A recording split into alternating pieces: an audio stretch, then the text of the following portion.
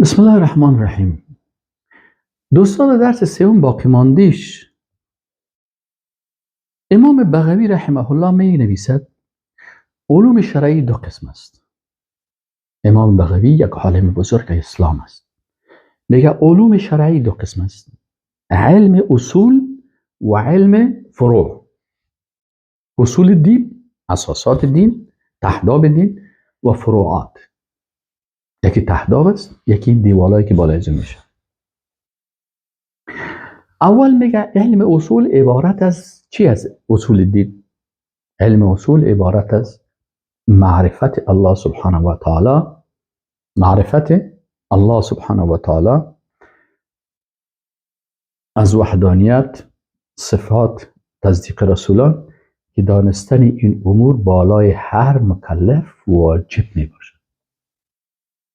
هر کس بالایش واجب فرض است. که علم چی است؟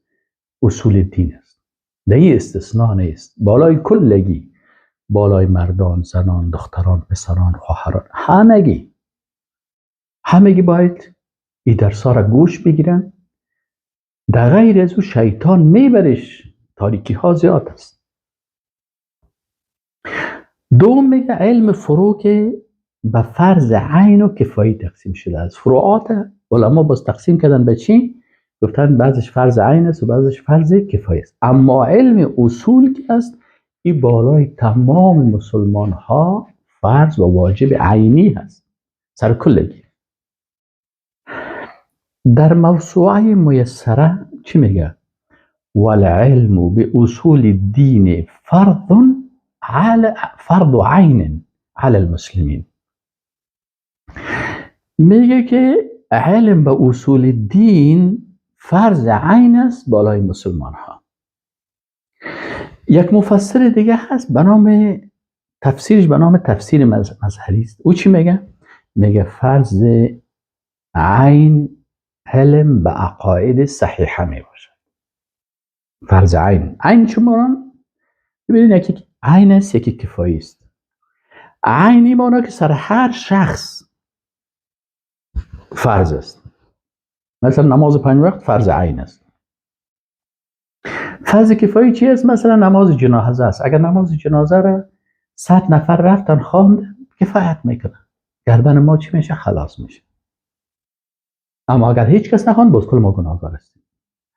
اما فرض عین سر هر کس است که هر کس باید بره نماز بخونه. مجرده که احساس کردی که من بالغ هستم، بالای تو نماز فرض عین است. هر وقتش که نخوانی، در روز قیامت در پل صراط استادت میکنه و اوج استادتی و زیر پای دوزخ است. استاد شو به اندازه 2 رکعت نماز، به اندازه 4 رکعت نماز که تو قصدن بعد از بلوغ قضا کردی. قبل از بلوغ سر تو فرض نبود. اگر خواندی ثوابش گرفتی، نخواندی سرت لازم نبود. عالی عقیده توحید که است، اینجا علما چی میگن؟ صاحب تفسیر مظهری چی میگن؟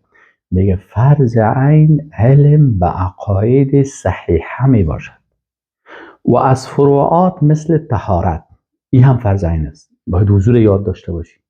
حالا یک کس حضور یاد نداشت، چه قسم وضو میکنه؟ پس سرش فرض است که باید وضو کردن یاد داشته باشم.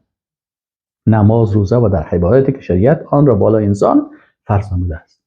در عقاید بالای انسان عقیده توحید، آمنت بالله و ملائکته و کتبه و رسوله و الیوم الاخر و القدر خیره و شری من الله تعالی و البعث بعد الموت، لا اله الا الله، معنای لا اله الا الله، تعهدات در لا اله الا الله، شرایط لا اله الا الله. این چیزهای مسائل است که سر تو فرض است که باید بفهمی.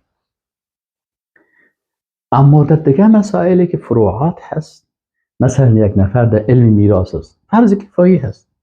یک عالم مولوی صاحب مسائل میراث میفهمه. من 20 سال 25 سال پیش میراث خوانده بودیم، من از یک مضمون در پانتون، حال بسیارش یادم رفته و دوباره سرش زیاد کوشش هم نمیکنم، به خاطر از اینکه کدام وقتی میراث میشه یک عالم بزرگوار، یک فقیه مسائل میراث بر ما بیان میکنه. اما عقیده سر هر کدام فرض عین است. فرض عین است. امیال هم عقیده خوانده میرم. چرا؟ هر روزی که میخوانم میبینیم که والا این نقاط بسیار مهم است. علت خلقت مخلوقات در قرآن عظیم شان و احادیث رسول الله صلی الله علیه وسلم. الله سبحانه دو علت بیان کرده.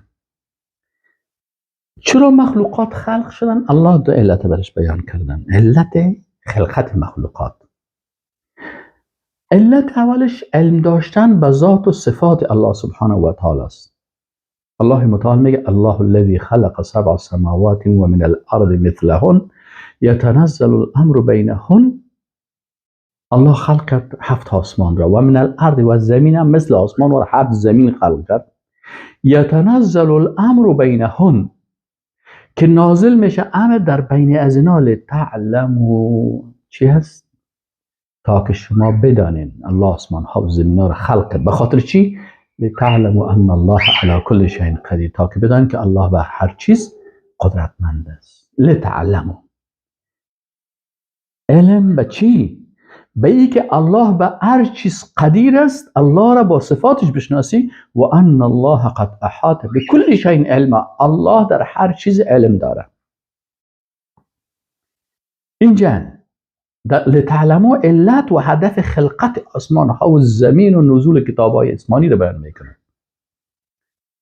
و علت دومش چی هست؟ عبادت الله هست که و ما خلقت الجن والانس الا لیعبدون. الله متعال میگه ما خلق نکردیم جنها و انسان ها را مگر برای عبادت.